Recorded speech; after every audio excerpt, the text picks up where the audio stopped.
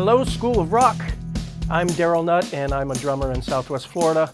And I'd like to share something that was really cool that I got to do for a director out in LA. He needed an exact sound-alike for a historical classic rock song. And he hired me to do the drum part. So this video will explain how I did it. So I hope you enjoy it. And be sure to check out the School of Rock YouTube channel.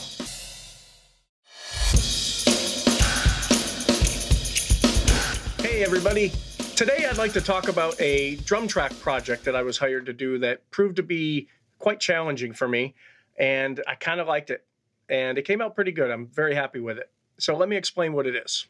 I'm listed on a great website, web service called soundbetter.com, and I've been on this website for about 2 years, and I've recorded nearly 100 drum tracks for people all over the world, from Italy to Trinidad to Ireland, South Korea, London, Greece, you name it, all over the place, Israel, Portugal, and a couple here in the United States too. The cool thing about this website is producers, artists, and musicians have a pick of all the different musicians they can pick from to record on their projects. If you're a music professional and you can record yourself at home, or you have a studio, or you have access to a recording studio, I highly recommend this website. I was sent a proposal on soundbetter.com from a guy named Leroy Coons, and he's a actor, director, producer out in LA.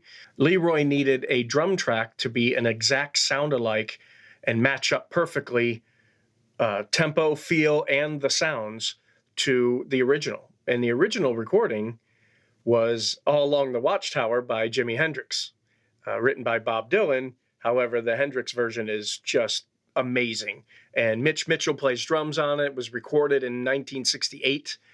And it's just a great drum track, a great recording, a great version of the song. So they've cut the film. They've edited the film to this song already. And then they found out how much it costs to license the actual sound recording, the master license. So they decided that it wasn't in their budget to license the actual sound recording. So the next option is to do a cover version.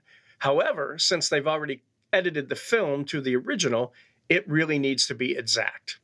So that's where I came in, because the drums have to be done before anybody else could record. Here's what I did to try and make the drums be exactly like the original recording. So my first thoughts were, was the song cut to a click track, a grid, some kind of a tempo reference? And probably not, because it was recorded in 1968. And Mitch Mitchell's the kind of drummer that kind of plays what he feels. My second thought was, I have to match the drum sounds. So I looked up some photos of Mitch Mitchell and see what he uses. And it looks like back then he was using a Ludwig kit, which I don't have any Ludwig drums, but I do have some drums with some coated heads on them. And I went ahead and tuned them to be pretty close to what I heard in the recording. I also selected some cymbals that would have been around the late 60s, some bigger cymbals, crash rides that you could get a nice wash from and still get a nice clean tone out of. The first thing I had to do was create a tempo map in Cubase, the DAW I use, that matches perfectly with the original song using the waveform of the stereo file.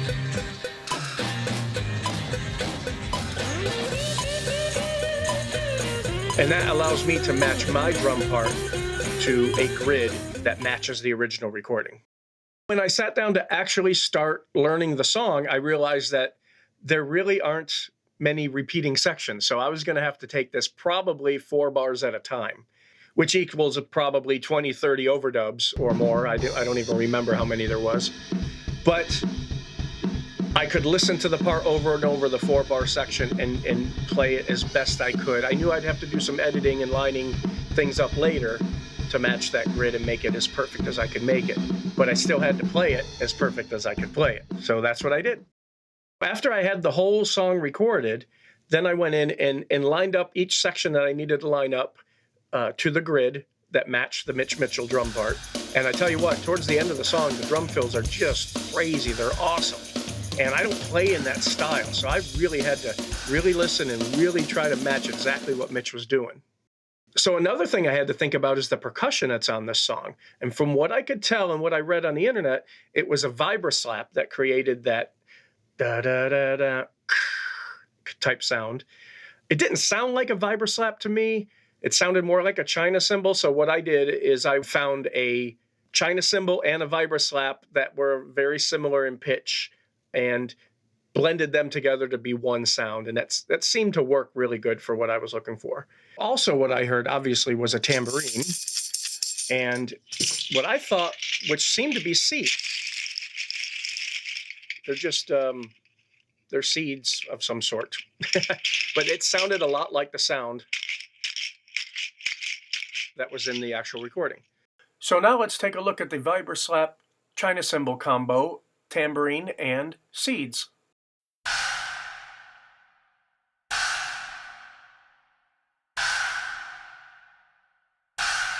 Here's a tambourine and seeds. Crazy.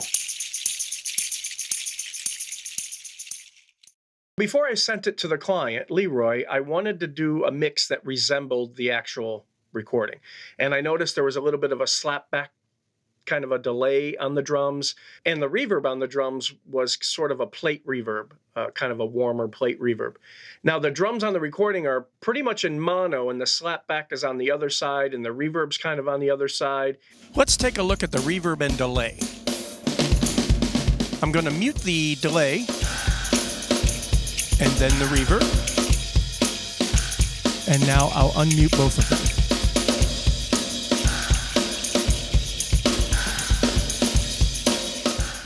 You can really hear how those effects help create the actual sound.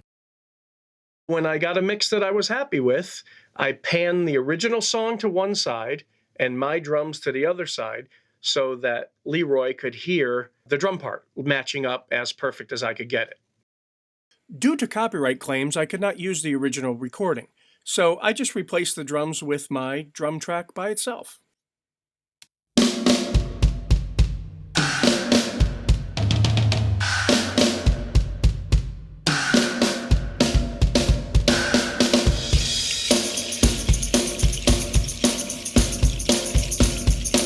I'll skip ahead to the second chorus.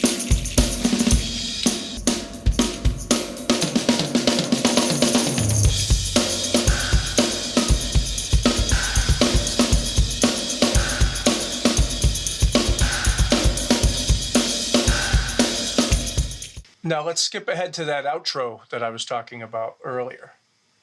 Crazy.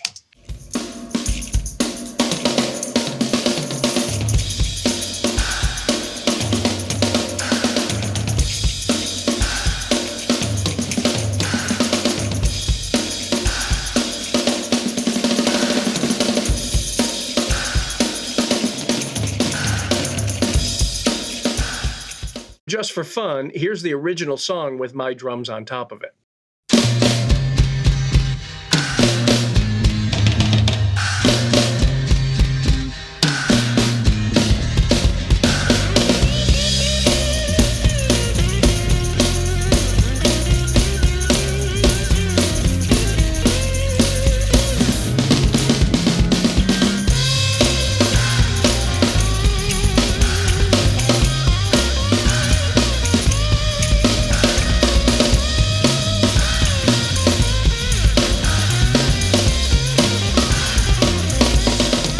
So that's it for this Drum Tracks in Focus segment, and I hope you enjoyed it. I enjoyed making the song for Leroy for his independent film, and thanks for watching.